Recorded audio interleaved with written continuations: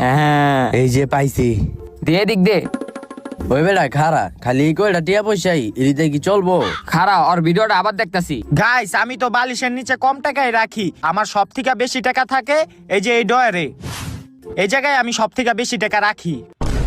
দেখছ? আয় আয় খোলেডা ল ল তাড়াতাড়ি ল, বস্তার ভিতরে ভর। ল ল তাড়াতাড়ি ভর।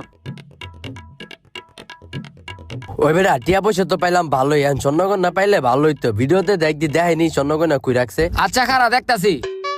গাইস আমি জানি আমার ব্লগ সবাই দেখে, এই যে চোরও থাকতে পারে, আমার ঘরে যাতে চুরি না হয় এই কারণে আমি ঘর থেকে বাইরই না, আমি খাটের নিচে পলাই থাকি।